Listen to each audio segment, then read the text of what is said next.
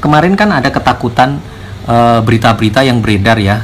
Jadi jadi berita itu kira-kira isinya BPK menyampaikan ke OJK supaya OJK mengawasi beberapa bank ini yang terindikasi bermasalah, kan gitu kan. Nah, kondisi itu oleh teman-teman media di framingnya mulai nggak bener nih gitu kan. Si NBC ini kadang-kadang aneh kan, dia memframing seakan-akan BBTN ini menjadi bermasalah seperti Bank Bukopin misal gitu, yang sedang likuiditasnya bermasalah. Dan ini salah sekali, ini sangat-sangat salah menurut saya. Ini yang sudah masuk, sudah saya ketik.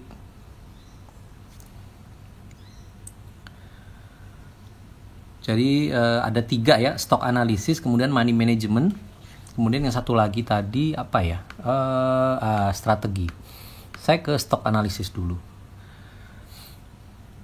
Ini kira-kira teman-teman tuh tanya saham ini gimana gitu ya. Saya nggak tahu nih settingan handphone saya kok fokusnya gerak-gerak. Oke ya, TKIM, BJTM. Melanjutkan webinar kemarin kan, usulan saya kan kita lakukan rebalancing, artinya dari perusahaan-perusahaan dengan market capital besar kita bergeser ke perusahaan-perusahaan dengan market capital yang lebih kecil supaya hasilnya maksimal. TKIM dan BJTM dua-duanya bagus. Saya tidak bilang ada yang tidak bagus dari salah satunya, tapi saya pilih TKIM gitu ya. Oke, begini. Sebentar ya, kita lihat ya. Saham yang ditanyakan tuh ada 22 pertanyaan. Satu pertanyaan ada beberapa saham. Kalau 22-nya saya jawab saja 2 menit, artinya butuh 44 menit ya. Itu hanya 2 menit per satu nomor, 45 menit. 44 menit belum ditambah ini. Jadi bisa sampai malam selesainya. Kira-kira begitu ya. Karena tidak sampai malam, saya tidak akan jelaskan fundamental detail. Kalau mau fundamental detail, nanti saya akan bikin session, kita bahas pulp, kita bahas coal, kita bahas apa. Itu satu sektor bisa 1 jam lebih. Karena ini banyak, saya sekilas saja, yang penting itu view saya. Gitu. Kalau mau lebih detail, nanti in the next session. Kalau mau eksklusif lagi, mohon maaf, saya ada namanya IC Pro. Andara Investment Club itu grup semacam premium, ya kayak premium begitu. Itu benar-benar eksklusif, anytime 24 jam kita diskusi. Tadi sebelum ini juga saya sudah FCC dengan mereka. Kalau mau join bisa tanpa berbayar, nggak bayar apapun selamanya. Teman-teman yang sudah join bertahun-tahun juga tidak pernah bayar. Bahkan kalau ngopi sama saya traktir ngopi. Kalau makan siang saya traktir makan. Mohon maaf, saya traktirnya bukan di warteg, saya traktirnya di Kintan yang 1 orang 200.000. Nah itu bisa ditanya ke teman-teman. Gratis, kalau ke teman-teman saya traktir. Kalau datang ke rumah saya di Green Andara, makanan saya siapin semuanya, prasmanan, kira-kira begitu ya. Tapi ada syaratnya. Kenapa harus pakai syarat lu? Iya dong. Kalau free ngapain saya bikin room lagi? Kan tinggal di Demokrasi Saham selesai. Karena begini teman-teman. Informasi itu kadang nggak bisa saya kasih semuanya di forum sebesar Demokrasi Saham tuh nggak bisa. Nilainya nanti menjadi tidak akurat lagi. Jadi ya begitulah, teman-teman tahu kan di bursa saham ini gimana. Jadi saya harus ada room yang memang eksklusif. Akhirnya saya bikinlah itu Andara. Dulu tidak ada syarat begitu-begitu. Cuman karena banyak yang mau join, akhirnya saya mikir harus pakai syarat apa nih gitu. Akhirnya ada masukan, ya sudah, buka saja. Saya bermitra dengan salah satu sekuritas yang support saya. Jadi sekuritas itu misal saya punya acara, saya didanai. Bos, gue mau bikin acara dong di Andara. Oke, bro kapan? Tanggal ini saya dikirimin makanan prasmanan. Nah kira-kira begitu. Untuk itulah saya bermitra dengan Panin Sekuritas dan RHB Sekuritas. 2 itu. Syarat masuk ke IC gimana? Teman-teman buka di 2 itu akun baru. Nanti bisa join ke IC. Itu aja syaratnya. Gimana kalau sudah punya akun? Kalau RHB ada namanya pindah sales, pindah referensi sales. Dulu buka dari siapa, sekarang pindah ke siapa, itu bisa. Sekarang pindahnya ke bawah mitra saya, itu begitu. Atau kalau panin tuh tidak boleh pindah sales. Jadi kalau panin teman-teman tinggal buka lagi, karena di panin satu orang bisa 2 akun. Oke. Itu sekilas saja ya informasi ya. Kalau mau detail banget tanya dengan saya eksklusif, mesti ke IC Pro. Kalau di IG ya bisa, tapi kan nggak mungkin 24 jam saya di IG gitu loh. Sesempatnya waktu saya. Oke, saya balik ke sini. TKIM BCTM. BCTM kemarin sudah bagi dividen. Dia akan recover, tapi buat saya ya kurang menarik aja untuk saat ini. Kemungkinan dia akan laggard dulu, kenaikan sahamnya juga bertahap, cenderung lambat ya, kurang menarik. Buat saya lebih atraktif TKIM. TKIM tuh secara singkat, harga pulp tuh mulai naik,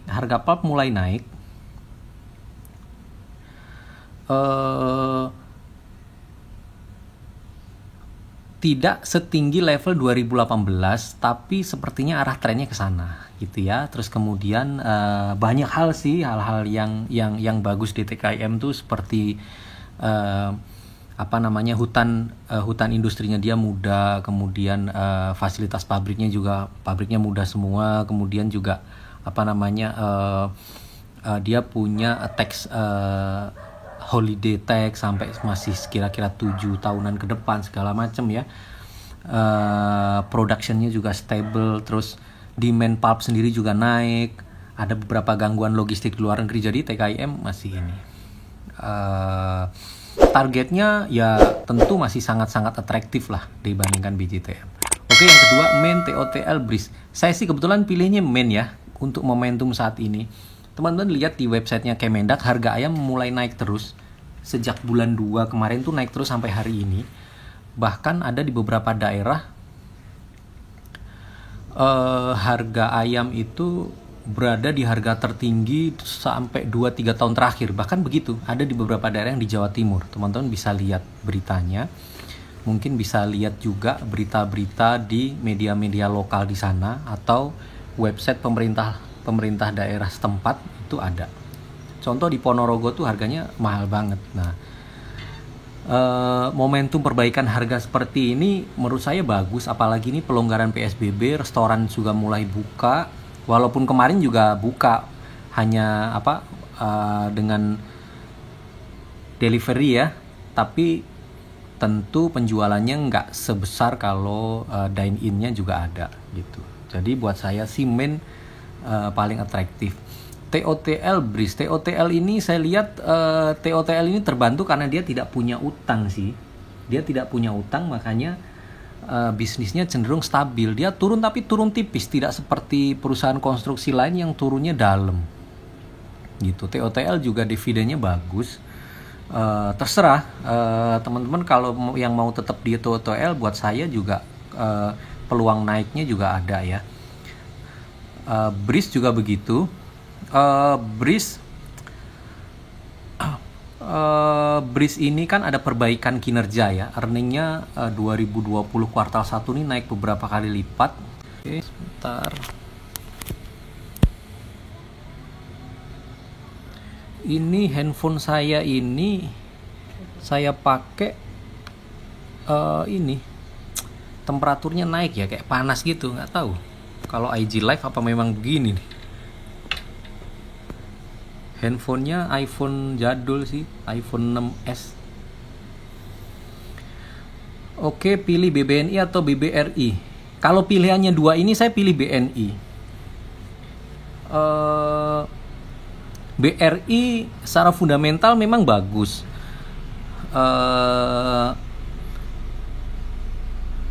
Growth-nya juga lebih bagus, lebih stabil. Selama ini capaian kinerjanya juga paling bagus. Dari beberapa indikator kinerja juga udah pasti jauh di atas BBNI. Hanya COVID ini kan beda dengan krisis yang terdahulu ya. Kalau terdahulu itu BBRI dianggap sangat aman karena base-nya dia UMKM, terus kemudian base-nya dia PNS atau masyarakat menengah ke bawah yang kecenderungannya kalau krisis itu aman. Tapi sekarang untuk COVID-19 ini beda. Wah, waalaikumsalam Pak Rizka Hari. Pak Rizka Hari ini hadir. Beliau ini teman saya waktu haji kemarin, waktu haji tahun lalu. Pak Rizka Hari, salah satu follower saya juga follow beliau. Nah, beliau ini punya agen travel ya. Nih teman-teman yang mau berangkat haji khusus atau umroh bisa hubungi beliau. Silakan Pak Rizka, mudah-mudahan bermanfaat ya saya share. Terus saya lanjutkan ya. Tapi untuk saat-saat ini lagi-lagi ini nih kalau saya ya, dan it's work gitu. Selama ini bekerja untuk saya dengan baik. Selama ini cukup untuk saya menghasilkan growth yang cepat gitu. Jadi saya tetap akan cari saham yang atraktif, yang kira-kira kalau sama-sama nih 3 bulan ke depan kenaikannya dia lebih tinggi.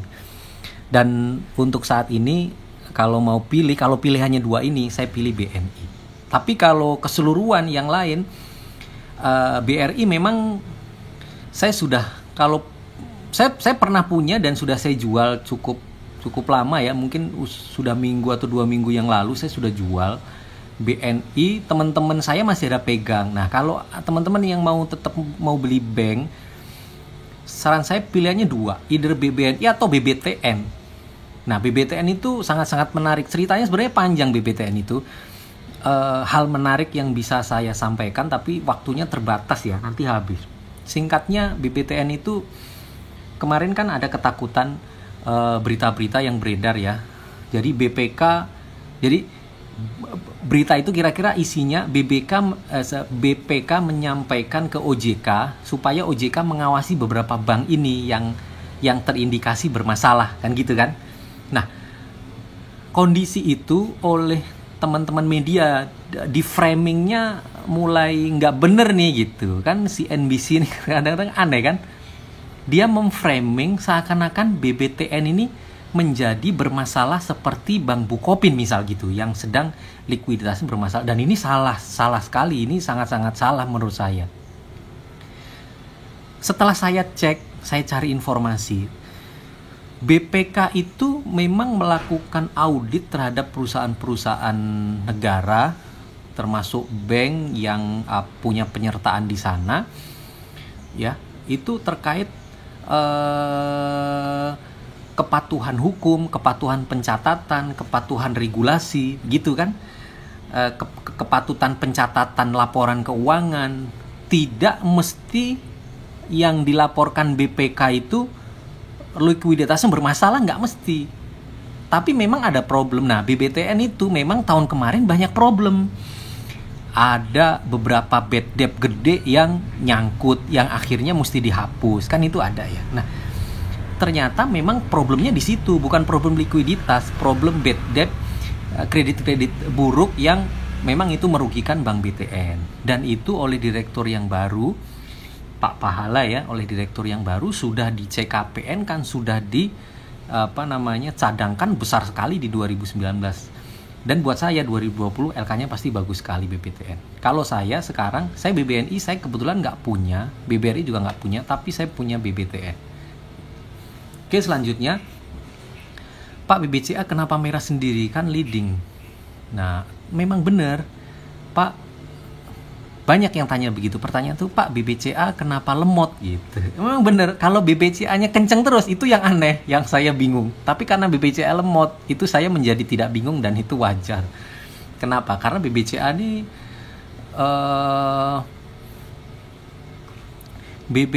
ini dia kan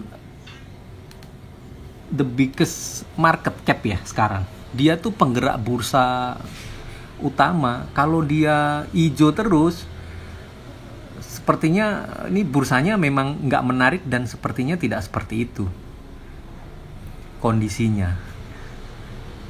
Dia BCA itu kemarin cukup menarik saat awal ya, saat marketnya jatuh di bottom mark itu. Waktu itu BCA-nya mungkin di bawah 23 atau 22 ribu. Nah itu BCA mulai menariknya di situ. Dia sempat naik tinggi karena benar-benar dia untuk angkat market. Fund-fund besar juga saat market drop ke bawah, yang mereka hajar duluan, yang mereka incer duluan tentu saham-saham berkapitalisasi besar yang memang dia masuk berapapun dia bisa masuk di situ, dan stok-stok yang memang nanti saat dia naik cenderung stable, yaitu seperti BCA. Tapi dengan kondisi seperti sekarang ini, pilihan untuk masuk BCA menurut saya nggak menarik.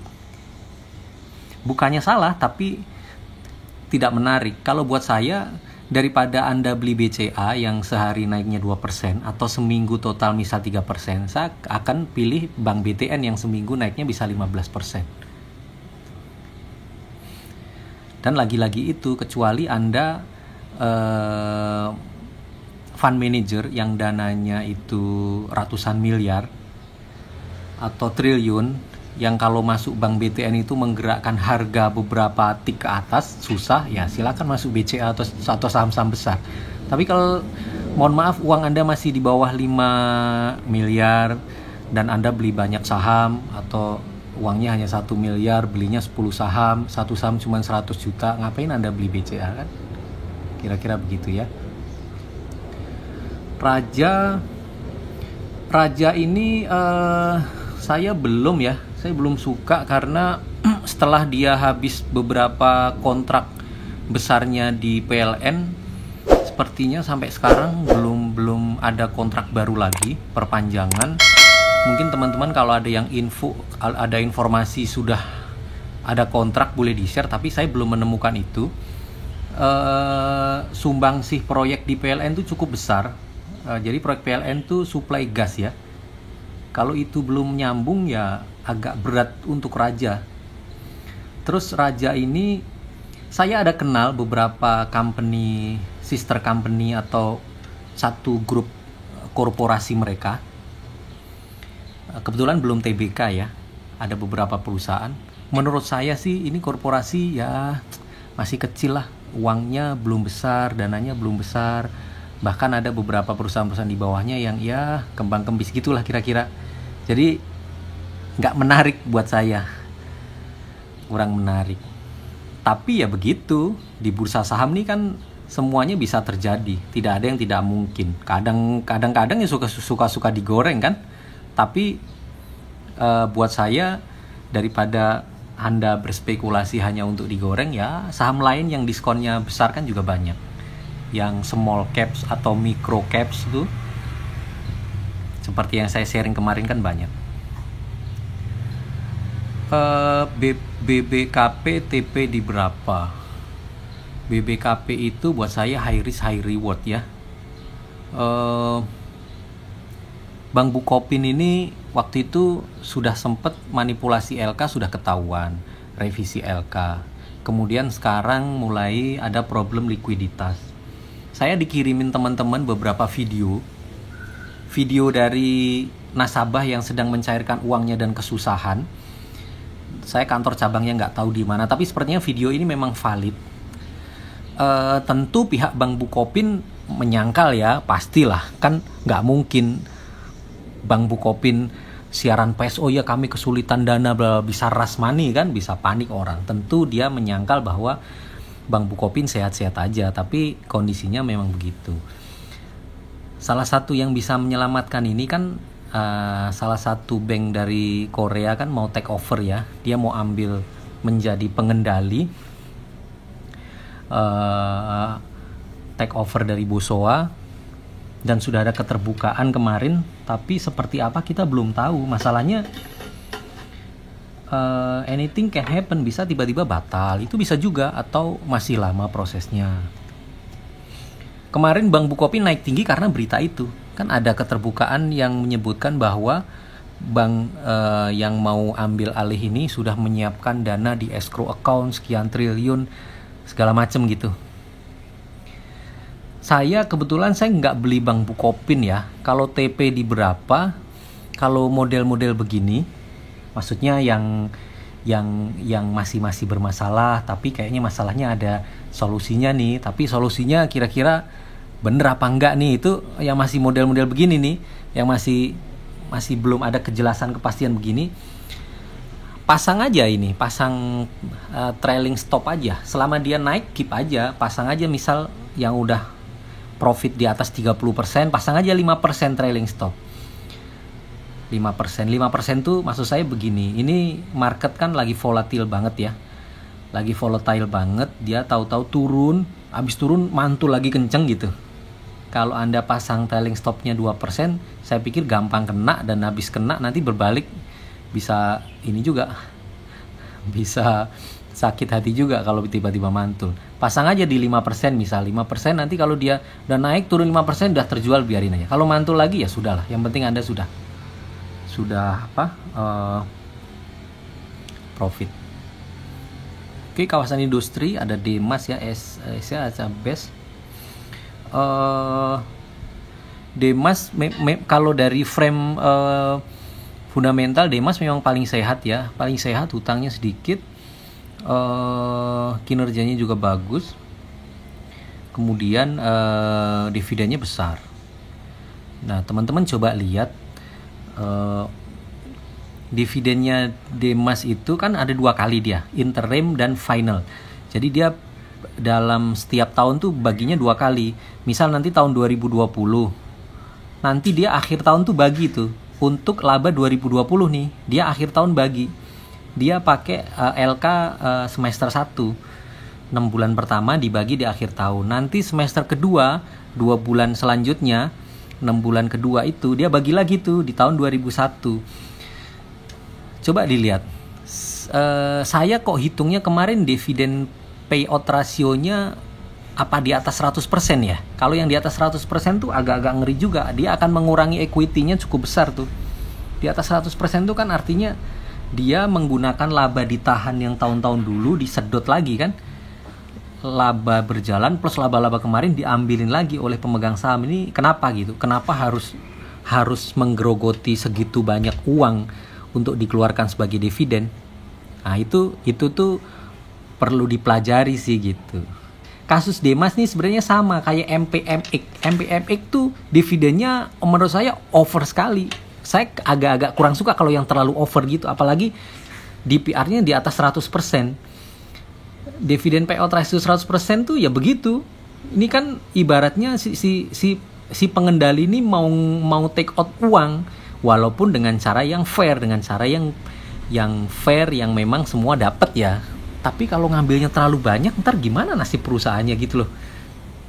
Jangan-jangan ini strategi untuk keluar pelan-pelan gitu. Tapi kalau Demas rasanya Sinarmas nggak mungkin lah keluar pelan. Saya khawatir MPMX nih gitu. Si Sandiaga nih, gengnya si Saratoga, apa mau keluar pelan-pelan atau gimana kok? Mencairkan dividennya gila-gilaan. Nah, kemudian ada SSIA dan BES. Ya, ini bisa dipilih sih, semuanya bagus. Tapi SSIA ini sudah terlalu kenceng naiknya. Demas juga sudah bagi dividen. BES menurut saya atraktif lah. Ini yang lagi atraktif. Harganya juga masih diskon banget. Kemarin sudah naik, sekarang sudah retrace juga. Saya pikir ini siap naik. Gitu ya. Kemudian Medco dan warrant-nya. Terkait harga minyak. Terus pertanyaan tambahannya dari Medco warrant yang tidak saya tampilkan di sini adalah warrant-nya Medco itu selesainya expirednya itu akhir tahun di bulan Desember atau November, tanggal berapa saya lupa, nanti bisa dilihat. Tapi kira-kira akhir tahun tuh warrant-nya tuh masa berlakunya habis. Warrant kalau masa berlaku habis tuh hangus ya teman-teman, hangus aja pokoknya, tahu-tahu hilang aja di porto kita. Warrant tuh begitu kalau masa berlaku habis. Jadi kalau teman-teman simpen warrant nanti sampai masa berlaku, warrant apapun ya, ini kita bukan bicara masalah warrantnya Medco, tapi ini warrant yang kalau sampai ada expired date, kalau sampai melewati expired date itu hangus, dia hilang. Nah, terus Medco gimana? Menurut saya Medco tertahan oleh right issue. Kita tunggu aja informasi right issue-nya di berapa. Ya. Kita tunggu right issue-nya di berapa. Investor nih khawatir aja nih Medco right issue-nya di harga bawah. harga 400 gitu. Wah, ntar kalau harga 400 sahamnya jadi tertahan kan gitu. Tapi view singkat saya, alasannya bagaimana? Alasannya cukup panjang sebenarnya, termasuk bagaimana Medco ini selalu melakukan akuisisi di harga yang bagus. Kemarin akuisisi Aman Mineral tuh, sebelum Aman Newmont Nusa Tenggara jadi Aman, itu harganya murah banget, itu dia beli dari Bakri, lalu di revaluasi, kemudian dicari untuk akuisisi pakai uang bank, kemudian RI untuk menggantikan uang bank itu. Ini juga habis akuisisi Opir Energi, harga akuisisi juga bagus, tapi kemarin pakai uang pinjaman, sekarang juga mau di RI kan, kira-kira begitu. Tapi view saya singkat, saya Medco menurut saya RI-nya di atas 600. Kalau RI di atas 600, tapi ya nanti keputusannya nunggu RUPS gitu. RUPS luar biasa ya, biasanya ada RUPS LB khusus untuk bahas persetujuan RI. Kalau itu diketok, diputuskan, oke, RI di 630 atau 650, ya harga Medco akan ke arah sana sih, menurut saya begitu. WG dan BRIS tadi kayaknya udah ya, di atas ya udah. WG menarik sih. Saya cukup tertarik juga dengan WG. Cuman ya karena induknya nih kuartal 1 sudah keluar semua LK-nya. Rata-rata turunnya di dalam semua nih, turun kinerjanya nih. Year on year-nya turun 60, 70, 80%-an nih konstruksi BUMN semua ini. Walaupun anaknya belum tentu turunnya sedalam itu ya. WG menurut saya kinerjanya harusnya masih stabil dia. WG juga nggak punya utang, dividennya juga lumayan 6% kalau di bawah begini. Kalau harga di atas tahun kemarin juga saya sempat dapat 3% apa 4% saya lupa. WG buat saya naik sampai di atas 200 masih oke, 250 masih bisa. Oke ya, nomor 10 ASRI, MDLN, HKMU. Ini kok ISIP nih, apa nih, LSIP ya. Oke, mana yang terbaik? Saya tidak bisa pilih mana yang terbaik, semuanya baik. Teman-teman mesti belajar pilih ya. Masalahnya gini, dari 500 itu saya sudah coba pilihkan sekian kan. Sudah, let's say saya pilihkan 10 saham. Kalau 10 saham lagi ntar minta pilihkan 3, saya khawatir setelah saya kasih 3 pasti tanya lagi yang paling bagus yang mana Pak gitu. Nggak mungkin juga. Kondisi seperti ini banyak saham bagus. Artinya saham-saham yang bisnisnya itu ya bisnis turun, tentu ada COVID-19, tapi kita tahu bahwa ada beberapa perusahaan yang once nanti COVID-19 ini reda, aktivitas ekonomi dimulai, mereka cepat untuk recover itu. Nah, seperti itu, termasuk yang saya sebutkan ini juga gitu loh. Dan teman-teman juga harus pilih lah mana kira-kira. Khusus catatan saya, khusus MDLN ini high risk ya. MDLN ini high risk, problemnya ini ada repo gede-gedean di Modern Land, ada repo gede-gedean. Menurut saya reponya agak-agak saya worried juga sih, kalau nggak bisa di settle dalam waktu yang ditentukan, bisa memberatkan harga sahamnya juga nih MDLN ini. Sama seperti DAK itu juga bagus, tapi karena ada repo. Oke, khusus untuk masalah repo, pokoknya bantu saja ini, share IG saya ke manapun teman-teman yang bisa bantu. Once followernya sudah 1.200, saya akan bikin webinar aja, nggak usah live, pakai FCC aja, jadi lebih enak saya. Khusus bahas repo, bahas RI, bahas aksi korporasi, biar teman-teman komplit pengetahuannya tentang itu, karena di situ ada peluang yang bisa dimanfaatkan kalau teman-teman paham bener-bener apa sih sebenarnya gitu. Nah, itu nanti saya bikinkan itu. ASRI HKMU menarik ya. ASRI HKMU menarik. HKMU apalagi HKMU itu dia kan bikin ini ya, bikin atap baja ringan itu rangkanya. Kemudian dia juga sebagai ATPM, agen tunggal untuk alat-alat pertukangan, Makita ya salah satunya. HKMU bagus, teman-teman bisa lihat juga, saya beli HKMU banyak sekali gitu. Terus ada tukang pom-pom juga yang ngepom-pom, ya terima kasih yang sudah pom-pom.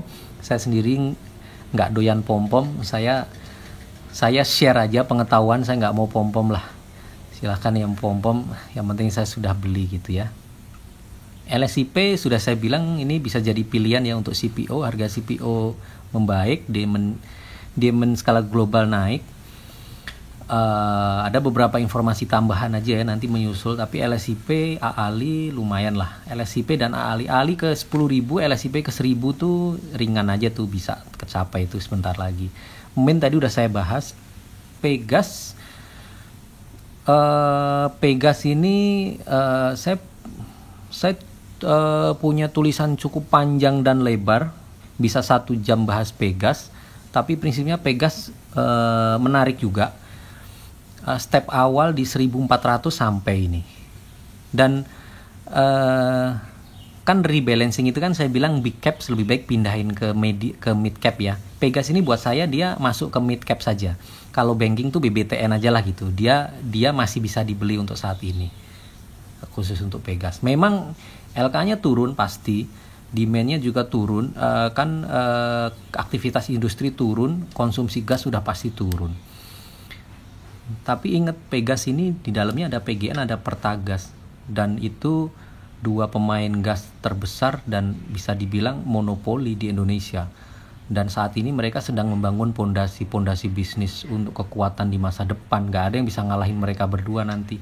Jaringan gas di mana-mana dan itu kesempatan. Dan teman-teman ingat harga Pegas yang sempat 800 atau 700 kemarin tuh jarang banget tuh bisa ke situ lagi. Oke, kira-kira begitu ya. 11 BRI, BJTM tadi sudah, BRI sudah, ICBP, INDF ini big caps. Bagus sih, masih bisa naik, apalagi kemarin koreksi karena sentimen negatif akuisisi, dia akan bisa naik lagi. Tapi karena big cap, saya beli. Saya ICBP saya beli ada 2 miliar lebih waktu harga ARB itu efek saya 7.000 sekian. Saya dapat kira-kira 12%, saya jual lumayan. ITMG, PTBA untuk coal, karena harga batu bara juga sedang di bawah ini. Harga batu bara sedang di kondisi yang kurang menggembirakan ya. Harganya masih di posisi lowest. Kalau teman-teman mau coal, batasin aja ke PTBA, ITMG, Adaro, 3 ini aja deh. Ada satu lagi yang sehat, dividen besar, tapi dia slow banget ya, slow but sure memang. Dia kenaikannya bagus. Menjadi saham pick up AIC juga waktu dia masih 1.800. Sekarang sudah 3.000. Saya bilang take profit aja bagi yang punya, kita pindah ke tempat lain. Itu Hexa. Sebenarnya itu kalau mau dikip pun masih oke, karena dia belum bagi dividen. Dividen ini gede tuh, belasan persen tuh. Hexindo Adi Perkasa ya, Hexa. PTBA kemarin juga begitu. Waktu saham diguyur habis, banyak yang wah bullish apaan nih, ngomong bullish bla bla, ya biarin saja lah. Ini kan seseorang bebas berpendapat ya. Tentu yang mereka ucapkan itulah yang mereka terapkan di portofolionya gitu. Mungkin mereka waktu itu portofolionya mungkin lagi full cash, mungkin dia full cash sudah sejak lama nih. Orang-orang yang penebar fears dan para pesimisme ini sudah full cash dari lama, dan menurut saya ya rugi kalian gitu. Kita sudah gain 30-40% dari equity. Uang 1M sudah jadi 1,3, 1,4, sedangkan kalian masih full cash. Buat saya, view saya tetap bullish, termasuk PTBA. Saya masih optimis PTBA bisa kumdit setidaknya, kalaupun nggak sampai 10% yield dividen, paling nggak 27-28 sampai lah. 2.700 sampai 2.800. Jasa Marga, Sido nggak ada yang salah dengan ini. Harganya sudah nggak pernah koreksi juga. Sido ini ya growth investing aja, simpen terus selama dia naik, keep terus. Sido ini buat saya sama seperti Metro Data. Saya suka sekali, saya sering sebut juga, kemarin juga saya sebut Metro Data. Bedanya kalau Sido ini kemarin koreksi sebentar udah naik lagi, posisi harganya udah harga sama seperti nggak ada COVID ya. Kalau Metro Data masih ada diskon. Nomor 12 energi saya sementara nggak bahas Bakri ya. Saya bingung apa yang mau dibahas. Lebih baik kawan-kawan banyak saham lain yang bagus ya, ngapain ke energi. Oke, selanjutnya ini kok udah end ya? Masih live ya? Oke, belum 1 jam ya. BBNI apa masih bisa turun? Frankly speaking, sebenarnya kalau teman-teman tanya saham ini besok bisa naik nggak ya? Saham ini masih bisa turun nggak? Itu nggak ada yang bisa jawab sih. Saya juga nggak bisa jawab. Dan kalau ada orang ngaku bisa jawab ya, dia bukan orang saham sih, dia dukun menurut saya. Karena saham tuh nggak bisa dibaca kalau besok apa masih bisa turun. Yang bisa kita lakukan adalah kita lihat fundamentalnya, kita lihat sentimennya, dan kita optimis mudah-mudahan saham ini naik. Kita sudah berada di track yang benar. Apakah naik atau turun kita nggak tahu, gitu. Apalagi kondisi seperti ini. Daripada teman-teman hanya menebak ini BNI masih bisa turun nggak ya, tungguin di bawah deh. Lebih baik bikin plan yang lebih oke aja, misal analisa saja. Oke, semua bank sudah naik, BRI naiknya sudah tinggi loh. BRI naik sudah tinggi. Oke, BNI kemarin tuh sempat 8.000 lebih sama Mandiri sekarang harganya sudah sekian. Oke, BNI kinerja bulan ini masih bagus. Oke, saya beli aja deh. Saya mau beli BNI 100 juta. Tapi karena saya masih posisi miring ya. Oke. Miring nggak apa-apa lah, yang penting kebaca. Oke, saya suka nih dengan BNI. Tapi apakah bisa turun lagi ya? Daripada bingung begitu, mending beli aja. Oke, saya beli 30 juta dulu deh. Nanti kalau naik, kalau bagus, benar-benar uptrend, saya tambah lagi. Atau nanti kalau turun, saya beli lagi deh di bawah. Nah, lebih baik Anda begitu daripada Anda menebak, karena saham tuh nggak bisa ditebak, men. Gitu. Yang ngomong bisa nebak saham tuh tinggalin aja, itu dukun, bukan praktisi pasar modal yang baik. Anda tidak bisa ditebak saham itu. Ya, kalau mau nebak sekalian jangka panjang. Pak S, 10 tahun lagi BNI naik apa enggak ya? Naik lah, saya bilang naik udah pasti. Dukun, enggak lah, 10 tahun lagi kok. Tapi kalau ngomong ini dalam rangka saat ini tanya, ini kan pasti yang ditanya minggu depan atau besok kan, nggak bisa, susah. Oke, 14 Tele gimana nasibnya setelah suspend? Oke, Tele ya. Tele ini suspendnya karena kalau saya salah saya dikoreksi saja. Terakhir saya nggak ngikuti. Tele ini disuspend karena Bursa Efek Indonesia khawatir atas kelangsungan hidup perusahaan karena perusahaan tidak bisa membayar pokok dan bunga obligasi ya, atau pokok dan bunga bank. Pokoknya terkait pinjaman.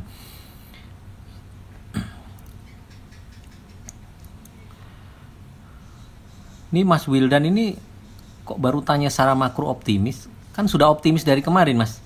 Ya kan di Demokrasi Saham juga tiap hari muncul, kan Mas Wildan. Kita berada di jalur optimis, Mas, bukan pesimis. Ya. Oke. Terus Tele bagaimana nasibnya setelah disuspend? Gini, kalau urusan obligasi nasibnya setelah disuspend, saya jawab gini, dia akan disuspend terus sampai dengan urusan obligasinya clear. Gitu ya. Obligasi itu berat urusannya. Kalau saham tuh ringan. Kenapa? Kalau saham itu posisi Anda di perusahaan. Kalau obligasi itu posisi yang pegang obligasi itu orang yang ngutangin duit perusahaan. Anda sebagai pemegang saham, Anda beli sahamnya. Anda tuh tidak punya hak apa-apa loh. Maksudnya begini. Anda tuh posisinya tuh satu sisi dengan si Telenya, posisinya saat ini. Kalau Tele kesulitan bayar obligasi, posisi Anda tuh posisi yang sama-sama punya hutang obligasi karena Anda pemegang saham. Karena perusahaan itu kalau dibubarkan, kalau bangkrut, hak pemegang saham tuh paling terakhir, men. Paling terakhir, udah sisa-sisa baru dibagi. Itu juga kalau ada sisa. Nah, pemegang obligasi tuh preferensinya tinggi. Yang paling tinggi itu pemerintah kalau ada utang pajak. Setelah itu baru obligasi. Nah, jadi kalau ada urusan obligasi yang macet, itu nasibnya emang buruk sih. Dia akan disuspend terus. Mau sampai 3 tahun ya disuspend. Mungkin setelah itu delisting. Sampai dengan urusan obligasi selesai. Urusan obligasi selesai itu Kalau punya tunggakan bunga, bunganya harus dibayar. Kalau pokoknya sudah jatuh tempo, pokok harus dibayar. Kalau itu nggak selesai, dia akan suspend terus. Kira-kira begitu nasibnya. Nasib selanjutnya harga sahamnya, saya pikir nggak usah ngomong harga saham dulu ya, wong disuspend apa yang mau diomong. Nanti aja kalau suspend dibuka baru analisa lagi harga saham kemana gitu. Jadi Anda mesti gunakan otak Anda ini. Kita tuh gunakan otak kita untuk berpikir yang berguna gitu loh. Hal-hal yang tidak berguna tuh nggak usah dipikir, karena hal yang berguna aja butuh lebih banyak kita.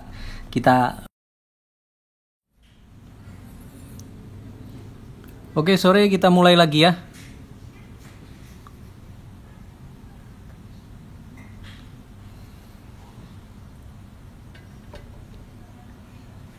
Halo, kita mulai lagi. Tadi sudah 1 jam, jadi ended. Sudah saya download, nanti yang mau nonton ulang nanti bisa saya share.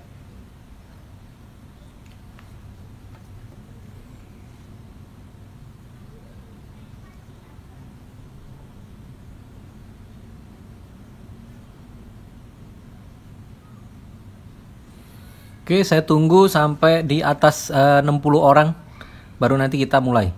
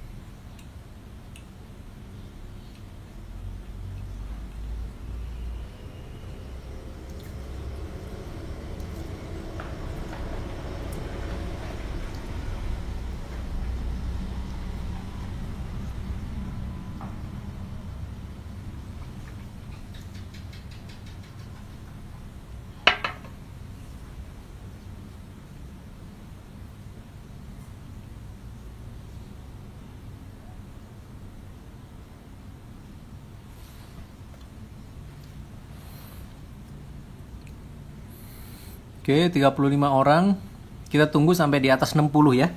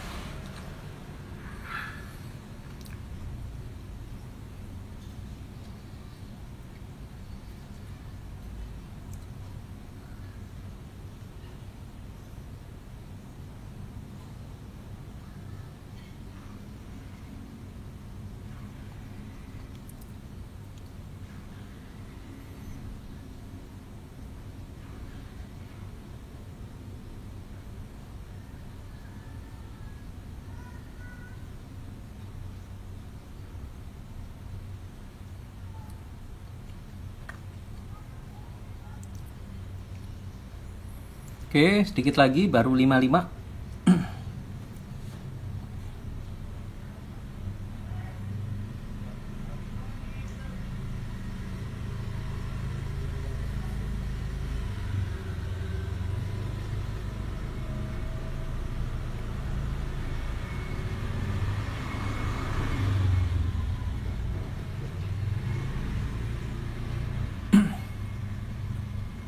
Oke, saya mulai aja ya, biar cepat.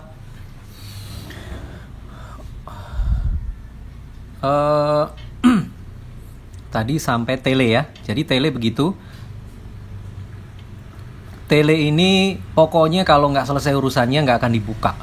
Nggak perlu bahas harga sahamnya naik atau turun, nggak ada gunanya, nanti saja kalau sudah dibuka. Jadi kita lebih baik mikir yang lain saja, yang sudah jelas bisa berfaedah ya, ada manfaatnya. Sekarang PTBA, ICBP, HMSP, Telkom. HMSP, GGRM saya suka karena rokok, saya bilang saya masih ada growth, tapi HMSP dan GGRM tuh saya sebenarnya lebih suka GGRM ya. GGRM, apalagi HMSP kemarin menjelang dividen cukup lumayan naik. Sekarang buat saya sekarang HMSP akan sideways dulu, belum ada sentimen baru lagi. Mungkin GGRM tapi nunggu RUPS berapa dividennya. Hitungan saya GGRM dividen bisa 6-7%. Harga menjelang dividen bisa 55.000 atau sampai 60.000, tapi nanti dulu lah. Itu juga big cap, harganya juga sudah di atas. Kami beli HMSP dan GGRM juga sudah dari bawah. GGRM sudah dari harga 36.000. Jadi menurut saya sudah nggak atraktif. Telkom juga nggak atraktif. Bagus tapi untuk saat ini nggak menarik sama sekali. PTBA kita sudah bahas panjang lebar ya. ICBP nanti ada nomor 19 itu kita skip dulu. Oke, nomor 16 saham small cap yang menarik apa? Dari tadi itu banyak yang small cap. Bahkan yang saya beli juga saya capture apa yang saya beli. Terus webinar kemarin juga ada. Teman-teman yang menanyakan nomor 16 ini mungkin bisa nonton ulang lagi webinar itu. Timing buy untuk trading ini sebenarnya masuk ke strategi ya, saya skip aja. SRSN ini produsen alkohol. Saya lihat 2018-2019 cukup bagus kinerjanya, tapi kalau saya tarik lebih panjang ke belakang, sepertinya pertumbuhannya nggak sustain ya, naik turun nggak jelas gitu loh. Padahal dia itu bukan komoditi. Ya harga komoditasnya mungkin bisa naik turun, tapi maksud saya dia ini kan produsen barang-barang yang dikonsumsi. Mungkin konsumernya itu industri, tapi harusnya kan dia bisa menggrowth itu supaya sustain. Rasanya SRN tidak sustain, labanya juga naik turun, kadang-kadang minus, cash flow-nya juga naik turun, kadang-kadang minus. Terus asetnya juga nggak sampai 1 triliun, artinya bisnisnya kecil. Yang kayak gini saya nggak terlalu suka sih ya. Saya kalau mau hold saham tuh benar-benar yang growth-nya kuat. Kecuali special case khusus untuk saat-saat ini yang banyak diskon ya, pilihan kita lebih banyak. Tapi kalau posisi IHSG 6.500 gitu, semua saham udah posisi di atas, saya akan cari yang growth-nya kuat. Dan SRSN menurut saya kalau dari histori kurang oke. Tapi bagaimana kondisinya sekarang? Ya tentu COVID banyak yang pakai alkohol, mungkin demand dia naik. Tapi saya nggak tahu karena LK di 2019 memang bagus, 2020 belum keluar, saya belum tahu. Tapi kan begini teman-teman, kadang-kadang nih teman-teman tuh salah pola pikirnya tuh begini.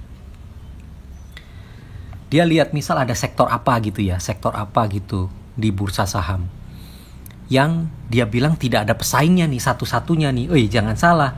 Ini kadang-kadang teman-teman salah berpikir. Dia cuman menganggap perusahaan di Indonesia ini cuman perusahaan itu ada yang di bursa saham. Kan ada perusahaan yang banyak perusahaan yang nggak publis, banyak perusahaan yang tertutup. Itu teman-teman mesti tahu. Jadi kalau teman-teman bilang SRSN nih nggak ada pesaingnya nih, satu-satunya nih produsen alkohol, siapa bilang? Memang benar, mungkin yang di bursa saham cuma dia, tapi yang perusahaan tertutup kan banyak. Jadi teman-teman kalau mau lihat seberapa kuat dia bersaing, mesti lihat ke semuanya, nggak bisa. Seperti analisa rokok itu kita mesti lihat Jarum juga, kekuatan Jarum, kekuatan yang lain, nggak cuma GGRM, HMSP. Mentang-mentang cuma dia yang ada, tapi kan untuk menilai market secara keseluruhan, perusahaan tertutup juga harus dilihat. SRSN asetnya juga kecil, jadi kadang-kadang gini teman-teman, harga saham naik tinggi itu kan karena yang beli banyak ya, demand-nya kenceng gitu, yang akumulasi gede-gedean tuh banyak, khususnya yang fund manager gede, asing yang duitnya gede-gede itu. Kalau itu borong dalam jumlah besar, harga saham naik lah. Itu kan teorinya, standarnya begitu. Ya ada saham-saham yang digoreng, tapi kita kan sekarang tidak ngomongin bandar, nggak ngomongin gorengan. Kita ngomongin hal-hal yang normal, senormal saja lah, hal-hal yang normal. Saham naik itu ya tentu ada fund manager besar yang borong, entah asing, entah apa, yang borong gede karena perusahaan itu menarik, layak untuk dimiliki jangka panjang, sahamnya mau diborong banyak gitu. Nah, perusahaan yang diborong itu kan ada syarat-syaratnya kan, mesti begini, mesti begitu. Nah, menurut saya SRSN ini kok kurang memenuhi syarat gitu loh, khususnya dalam hal aset yang dia nggak naik-naik, nggak bisa sampai, dia kan sudah berapa tahun perusahaan ini beroperasi, dia nggak bisa turn around menjadi cepat ekspansif gitu, nggak gitu loh. Jadi yang kayak begini kadang fund manager tuh nggak ngelirik. Lah kalau fund manager nggak ngelirik, kita menggantungkan nasib pada siapa supaya ini naik tinggi, kan susah kan? Gitu. Ya kalau SRSN mungkin ya 2020 mungkin LK bagus. Ya keberapa harga sahamnya? Ya sudahlah, balik aja ke sebelum Covid itu berapa? 70-80 lah kira-kira di situ. Kalau saya tuh lebih mending HKMU atau TDPM aja tuh daripada SRSN gitu. Oke, itu SRSN. Terus ICBP setelah akuisisi. Nah, gini. Again, udah jam 5. Nanti kepentok maghrib ya. Saya juga nggak bisa terlalu lama. Mungkin 5:30 kita mesti close. ICBP itu kalau mau dihitung-hitung detail gitu, banyak yang bisa dibahas, khususnya masalah akuisisi. Teman-teman yang di Stockbit mungkin baca posting saya terkait ICBP. Saat itu tanggal berapa saya lupa, tapi itu adalah hari terakhir ICBP ARB. Saya posting pagi jam 6:30, market belum buka. Saya bilang di situ, duo Indofood, ICBP dan INDF, kalau ARB itu rejeki banget buat kalian. Saya ketik singkat di situ. Tapi banyak yang opposite ya, artinya banyak yang apa ini bla bla bla. Bakal itu ICBP itu harusnya harga wajarnya 1.500 tuh, harganya 2.000 tuh, ini nanti DER-nya naik bla bla segala macem lah. Tapi saya bilang enggak lah, pokoknya kalau ARB saya beli. Habis ARB saya beli, saya info ke semua, saya beli karena saya beli ICBP. Kenapa saya beli ICBP? Karena saya nggak bisa ngejar INDF. Saya bukan tipe yang scalper sebenarnya. Jadi saya kalau pagi-pagi harus ngejar harga, saya nggak bisa. Jadi saya dapatnya ICBP, saya beli harga ARB. Saya beli harga ARB karena ICBP sangat liquid ya. Sekali HK 2 miliar sekian masih oke lah. Saya beli naik saat itu kan. Sampai sekarang belum turun lagi ke harga sana. Bahkan kemarin IHSG kayak gitu juga kuat dia justru. Banyak yang bilang ICBP itu akuisisinya terlalu mahal, sangat premium. Karena itu adalah perusahaan punyanya Bos Salim sendiri kan. Punya grup Salim sendiri, jadi kayak masuk beli dari uang kantong kanan, masuk kantong kiri gitu loh. Jadi nih Salim nih, bahkan kan banyak yang bilang, apa nih Salim Indofood nih GCG-nya buruk nih, gini bla bla bla, curang, culas segala macem. Terus take out uang perusahaan dengan cara ilegal nih, dia beli perusahaannya sendiri dengan harga mahal bla bla. Kalau saya cara pola pikir saya sederhana aja gini. Pertama, ICBP itu kan yang punya Indomie ya, gitu kan? Oke. Yang punya Indomie ini kan perusahaan bagus. Teman-teman cek kepemilikan publik berapa persen di situ. Siapa yang mayoritas pemiliknya? Mayoritasnya tetap Salim kan? Oke, artinya perusahaan ini punya siapa? Punya Salim dong. Emang punya kalian? Enggak. Kalian berapa sih beli ICBP itu? Uang kamu berapa sih? Ya rata-rata retail berapa sih belinya? 500 juta, 2M, 5M, 10M deh paling banyak. Hitung 10M tuh berapa, 0,00 berapa persen dari ICBP. Kalian tuh nothing di ICBP. Mereka itu yang punya perusahaan. Emang mereka mau bikin perusahaan ini kacau dengan beli perusahaan lain yang kira-kira nggak ada benefitnya atau nggak ada nilai unggulnya dengan harga mahal? Emang mereka nggak mikir? Enggak lah. Mereka jauh lebih pintar dari kita. Jadi kadang-kadang saya ngomong, kalian beli cuma 100 juta rupiah, uangnya mereka triliunan. Lah kok kalian yang ribut? Mereka sudah mikir lah. Yang pertama itu pertimbangan saya. Ini memang perusahaan punya dia. Dari kecil, dari zaman dulu mereka besarkan, sekarang besar. Pantas dong mereka menikmati hasilnya. Lah kita investor apa? Lah kalian menikmati kok, harga saham ICBP naik terus kok. Gitu. Oke, itu yang pertama. Yang kedua, yang bilang GCG buruk. Hey, yang punya Indomie siapa? Hah? Yang bikin brand Indomie itu siapa? Mereka kan? Yang membuat brand Indomie sehingga menjadi mie instan paling laris di seluruh dunia siapa? Mereka. Mereka orang-orang hebat loh. Mereka create brand, membesarkan perusahaan sampai sehebat ICBP. Masa you bilang GCG jelek? Mana ada ceritanya? Kalau GCG jelek tuh saya kasih tahu, Bencok, Bakri. Itu. Masa ICBP dibilang GCG jelek? Nggak mungkin lah. Cara berpikirnya gitu aja. Dia bisa meng-create brand sampai sebagus ini kok. Kalau saya dibilang beli kemahalan, DER-nya tinggi ya, debt to equity ratio tinggi segala macam, saya nggak mikir itu semua. Langsung saya offset dengan Indomie. Tok. Saya lihat Indomie, perusahaannya bagus, produknya bagus, dikelola dengan manajemen sangat bagus sehingga menjadi merek yang tetap nomor 1. Apapun itu yang bilang kemahalan bebas, saya offset pakai itu aja. Set, selesai. Saya beli profit 12%. Lumayan. Kenapa saya jual? Saya bilang ICBP bagus, setelah akuisisi dia nanti balik lagi 9.500, lihatin aja bentar lagi ke situ. Gitu. Lihatin aja, pasti balik lagi ke situ kok. Cuman kenapa saya pindah lah? Saya pengen gain yang lebih cepet karena ICBP kan agak lama-lama tuh. Gitu. Kalau saya ya cari saham-saham yang lain tadi. Kalau ICBP seminggu cuma naik 3%, saya maunya seminggu naiknya 15% dan itu ada saat ini. Kan jelas pilih yang 15% dong, gitu loh. Nah teman-teman, catatan penting ya, saham Bakri nggak usah disentuh dulu dah, saham Bencok apalagi. Bencok juga nggak bisa disentuh, sahamnya suspend semua. Gitu ya.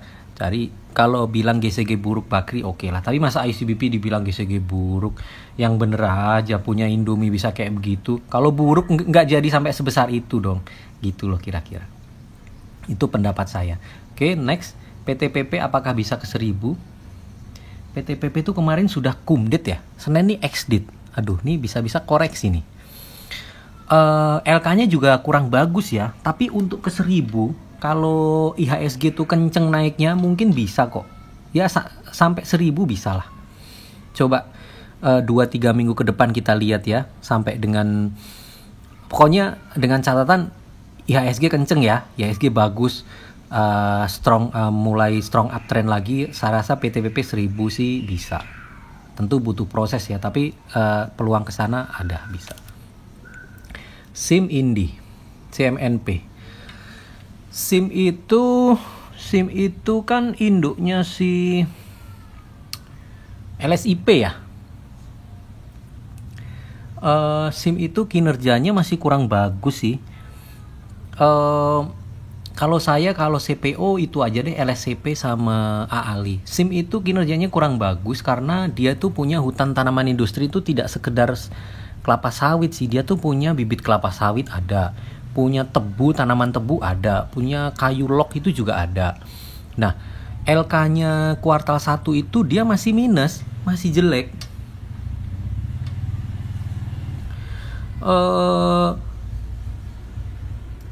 Jadi SIM itu begini. Saya sempat lihat LK-nya. Pertama, beban beratnya tentu di bunga ya. Dia utangnya lumayan besar. Jadi beban bunga tetap besar. Itu pertama. Yang kedua, Dia itu lakukan namanya impairment cost. Impairment cost itu penurunan nilai aset hidup atau aset apa gitu. Pokoknya kira-kira itu aset-aset perkebunan dia itu nilainya tuh diturunkan dan itu dibiayakan. Namanya impairment cost. Kalau di perkebunan tuh apa ya? Jarang nyebut impairment cost sih. Kalau di tambang, karena saya lama di oil and gas, itu kita sebutnya impairment cost. Kalau di bank tuh CKPN gitulah, pokoknya pencadangan gitu. Kenapa dicadangkan? Karena mereka sudah punya permodelan ekonomi menghitung cash flow. Jadi cash flow yang didapat oleh SIM, oleh perusahaan atas aset-aset hidup itu, aset-aset biologi, aset-aset hutan industrinya itu, dalam jangka waktu tertentu, misal 10 tahun, ternyata cash flow yang didapat tuh turun. Biasanya dari penurunan harga komoditinya. Jadi dulu, dalam 10 tahun ke depan kita bisa dapat sekian triliun nih. Setelah sekarang divaluasi lagi, dihitung, 10 tahun ke depan kita ternyata dapatnya cuma sekian triliun. Nah, penurunan itu namanya penurunan nilai impairment cost, saya bilang gitu. Itu dibiayakan dan itu besar. Saya lihat itu HTI-nya itu tebu, kebun tebu, terus kayu log itu juga, terus bibit kelapa sawit, itu 3 itu, terus apalagi ada, tapi itu besar nilainya. Itu yang memukul kinerjanya itu. Terus pendapatannya juga belum tumbuh signifikan, jadi belum menggembirakan lah. Lebih baik cari yang bener-bener pure CPO aja, LSIP atau AALI. Gitu ya.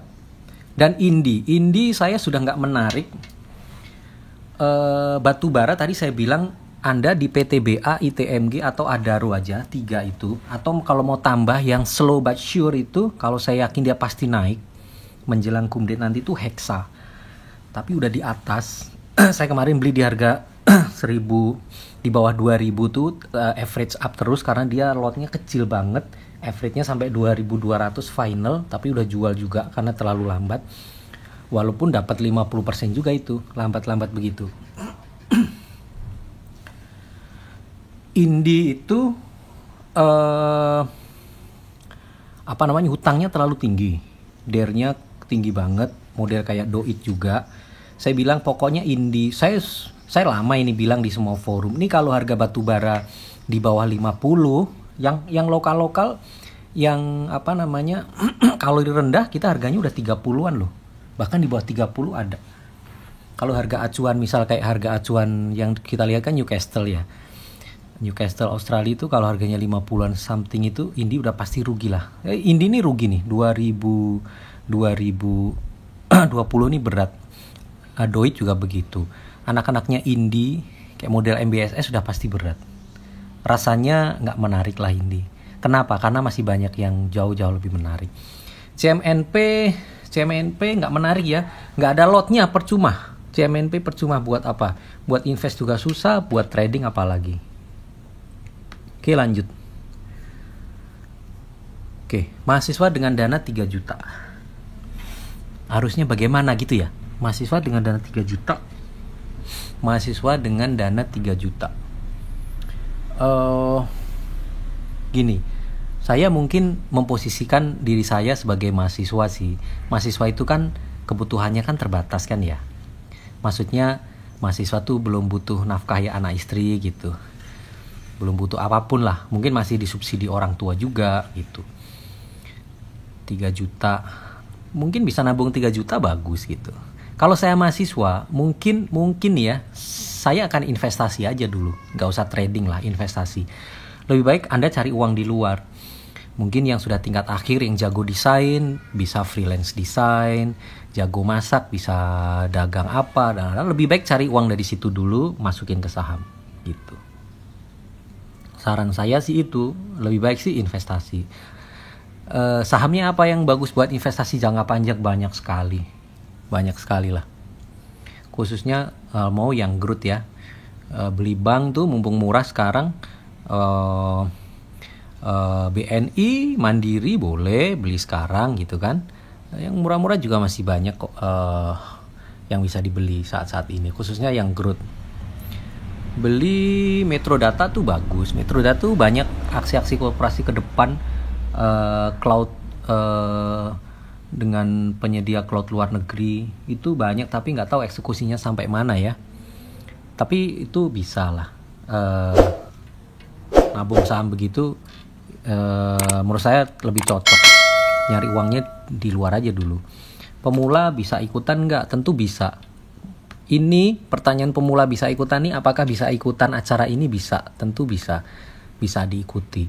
Kalau mau sesi khusus pemula sih saya seneng banget ya, maksudnya untuk pemula banget gitu, ngenalin apa itu saham, apa itu ini bla bla, itu boleh lah. Yang penting nanti ini aja di komen atau DM saya aja, ada beberapa orang mau pemula boleh. Nomor 3, asset allocation berapa persen di saham dan cash. Oke, gini, asset allocation nih gini, kalau saya ini kan kita kan mau aset class allocation kan, kita mau punya aset-aset di mana. Ada yang bilang, jadi nanti gini, saya punya uang 100 juta, berapa nih saya belikan saham, berapa cash. Anda kalau mau begitu, itu uang cashnya jangan taruh di RDN. Kalau saran saya ya, kalau menurut saya, uang cashnya di take out aja, simpen aja di bank atau dibelikan emas batangan, udah simpen aja. Tapi itu Anda tandai aja, oh ini uang saham saya gitu. Kenapa? Kalau di RDN itu someday pasti tergoda kalian pakai. Pasti. Nggak usah taruh di RDN. Misal saya punya uang 100 juta.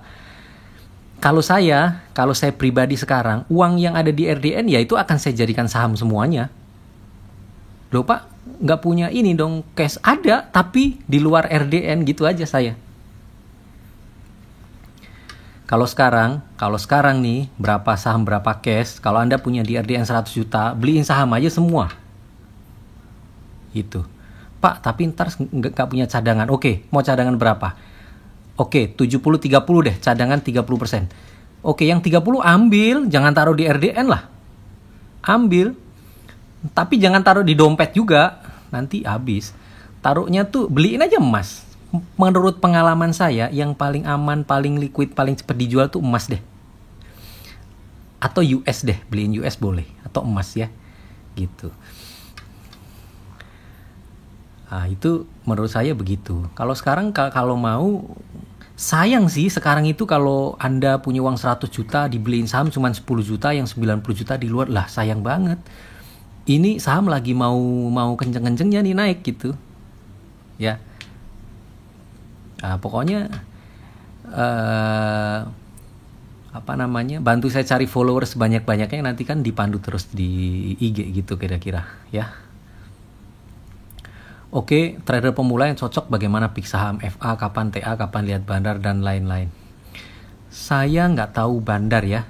Mungkin nanti teman-teman bisa belajar ke tempat lain. Bandar tuh apa sih bandar? Saya tuh FA, saya TA juga. Pemula, kalau pemula banget, saran saya FA. Anda tuh mesti bangun fundamental yang kuat di diri Anda terkait bursa saham supaya nanti Anda sukses. Anda pemula belajar bandar, aduh buat apaan? Pemula tuh belajar fundamental. Cari saham-saham yang fundamentalnya bagus dulu. Growth investing tuh apa sih? Yang tumbuh earningnya itu yang bagaimana? Nih, nah gini ya, simpelnya begini deh.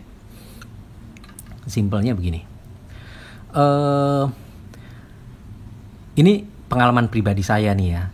Sekarang ini banyak saudara-saudara saya yang mau masuk saham. Mereka saat tanya, beli saham apa gitu.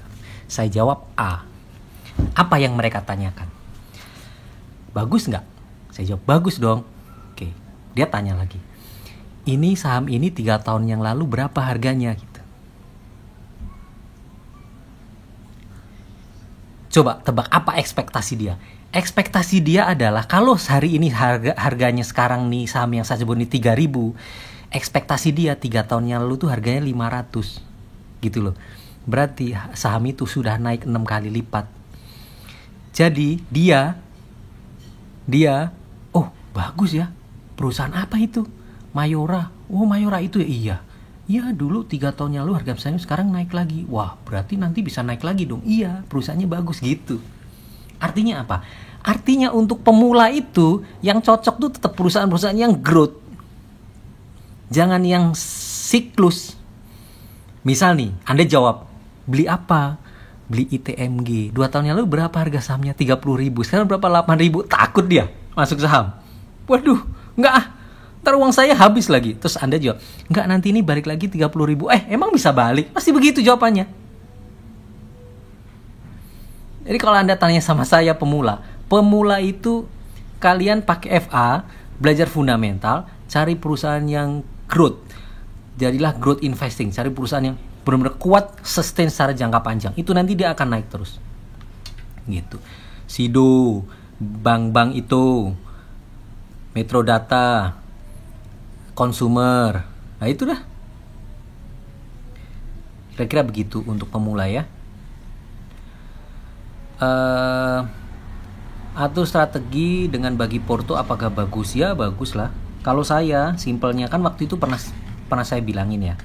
Kalau ngatur porto itu dalam satu portofolio, saya sering tanya, kamu sudah ini belum? Sudah diversifikasi belum? Oh udah Mas AS. Portomu ada berapa? Porto saya ada 4. Oke. Apa aja sahamnya? Saham saya LPCK, LPKR, LPPF sama MLPR. Itu namanya bukan diversifikasi, men. Itu sama aja, jeblok semua. Itu. Saya udah diversifikasi, Mas. Saham saya ada 3. Oh, bagus. Apa tuh? ITMG, PTBA, Adaro. Nah, itu salah juga. Diversifikasi itu nggak boleh satu sektor, nggak boleh satu grup. Bahkan beda sektor dan beda grup pun nggak boleh market cap-nya yang selevel tuh jangan. Lebih baik tuh beda grup, beda sektor plus market cap-nya tuh yang bervariasi. Jadi enak tuh, portomu ada yang sahamnya diem, ada yang sahamnya naik. Yang satu nanti pas lagi koreksi, yang naik tadi turun, yang diem tadi mungkin menghedging aja, dia turunnya dikit gitu loh. Nah gitu ya. Oke, atur strategi dengan bagi porto bagus. Pokoknya diversifikasi itu saat di porto jangan sampai ada grup yang sama, jangan sampai ada sektor yang sama, jangan sampai ada market capital gede-gede semua gitu. Terus usahakan ada spare cash yang untuk trading sehari-hari, untuk memuaskan kalau pengen trading gitu. Jadi enggak mengganggu saham bagus yang sedang disimpan. Milih growth investing mana yang bagi dividen? Tentu yang bagi dividen ya. Saham-saham growth investing itu dividennya biasanya tidak pernah besar kok. Karena valuasinya memang relatively dia selalu price in, atau dibilang nggak murah gitu ya. Jadi dividen 2-3% menurut saya udah oke. Tentu pilih yang bagi dividen dong. Ngapain cari yang bukan bagi dividen? Cari yang bagi dividen. Enak. Kalian punya simpen saham, misal udah 10 miliar di saham yang growth terus, tiap tahun harganya naik, nggak masalah. Setahun cuma naik 15%, 10%, tiap tahun naik terus itu harga saham. Plus setiap tahun Anda punya dividen 3%. 10 miliar 3% itu 300 juta. Enak sekali tuh. Anda tidak harus berdebar-debar, siklus naik turun. Dalam jangka panjang yang kayak begitu. Kecuali ada kasus-kasus kayak gini yang semua orang tidak tahu ya. Ini kan tangan Tuhan aja kan yang tahu kan. Masalah COVID begini kan ya siapa pasti kena lah. Kecuali kondisi begini ya pasti turun. Tapi dalam keadaan normal pasti sahamnya naik. Gitu. Oke, sudah 5:30. Saya harus prepare untuk kegiatan saya. Nanti kita lanjutkan. Video semuanya akan saya save, nanti akan saya share. Saya nggak tahu apakah live ini muncul di status saya. Saya nggak tahu, tapi akan saya save. Cuman masalahnya saya biasanya selama ini saya pakai FCC. Kalau FCC tersimpan otomatis di server, saya tinggal buka pakai link, enak. Tapi kali ini saya mesti download dan itu tersimpan. Dan saya nggak tahu nih cara share-nya gimana. Saya belum punya YouTube. Mungkin saya akan bikin aja channel YouTube khusus untuk teman-teman supaya bisa nonton ulang lah ya. Oke, munculnya di story ya. Oke teman-teman, terima kasih. Sukses selalu, tetap bersemangat, tetap berpikir positif. Jangan suka nyinyir-nyinyir, berpikir negatif, karena gini, alam itu mengikuti apa yang ada di otak Anda. Saya kasih tahu. Kalau Anda berpikiran negatif, pasti nanti hasilnya negatif, karena alam ini akan merespon apa yang ada di otak Anda. Anda kalau mau hasilnya positif, terus isi otak Anda dengan hal-hal positif. Oke, terima kasih, semangat selalu. Semoga bermanfaat materi ini. Selamat sore, assalamualaikum warahmatullahi wabarakatuh.